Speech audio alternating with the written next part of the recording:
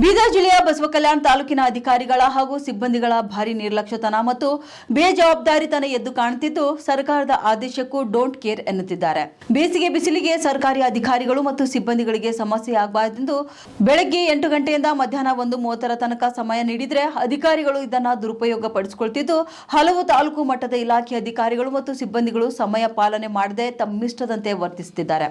ಇನ್ನು 8 ಗಂಟೆ 20 ನಿಮಿಷವಾದರೂ ಕೂಡ ಇಲ್ಲಿನ ಗ್ರಾಮೀಣ ಕುಡಿಯುವ ನೀರು ಮತ್ತು ನೈರ್ಮಲ್ಯ ಇಲಾಖೆ, ಮೀನುಗಾರಿಕೆ ಇಲಾಖೆ ಕಚೇರಿಗಳು ತೆರೆದಿಲ್ಲ. ಇನ್ನು ಕಚೇರಿ ತೆರೆಯುವ ಸಮಯ ಮೀರಿದ್ರೂ ಕೂಡ ಕಚೇರಿಯ ಬಾಗಿಲುಗಳು ತೆರೆದಿಲ್ಲ. ಇನ್ನು ಇಲ್ಲಿನ ಸಣ್ಣ ನೀರಾವರಿ ಇಲಾಖೆ, ಲೋಕೋಪಯೋಗಿ ಇಲಾಖೆ, ತೋಟಗಾರಿಕೆ ಇಲಾಖೆಯಲ್ಲಿ ಅಲ್ಲಿನ ಪ್ಯೂನ್ಗಳು ಕಚೇರಿ ತೆರೆದಿದ್ದಾರೆ. ಆದ್ರೆ ಲೋಕೋಪಯೋಗಿ ಇಲಾಖೆಯಲ್ಲಿ ಕೇವಲ ಒಬ್ಬ ಅಧಿಕಾರಿ ಹಾಗೂ ತೋಟಗಾರಿಕೆ ಇಲಾಖೆಯಲ್ಲಿ ಒಬ್ಬ ಅಧಿಕಾರಿ ಬಿಟ್ರೆ ಉಳಿದ ಬೇರೆ ಅಧಿಕಾರಿಗಳು 8 ಗಂಟೆ 30 ನಿಮಿಷವಾದರೂ ಕೂಡ ಕಚೇರಿಗಳತ್ತ ಮುಖ ಮಾಡಿಲ್ಲ. ಸರ್ಕಾರದ ಆದೇಶವನ್ನ ಮೀರ್ತಿರುವ ಅಧಿಕಾರಿಗಳ ಮತ್ತು ಸಿಬ್ಬಂದಿಗಳ ವಿರುದ್ಧ ಕ್ರಮ ಯಾವಾಗ ಎನ್ನುವುದು ಯಕ್ಷ ಪ್ರಶ್ನೆಯಾಗಿದೆ. ಮುಂದಿನ ದಿನಗಳಲ್ಲಾದರೂ ಆಯಾ ಇಲಾಖೆಗಳ ಮೇಲಾಧಿಕಾರಿಗಳು ಸಮಯ ಪಾಲನೆ ಮಾಡುವಂತೆ ಆದೇಶ ನೀಡ್ತಾರಾ ಕಾದು ನೋಡಬೇಕಾಗಿದೆ.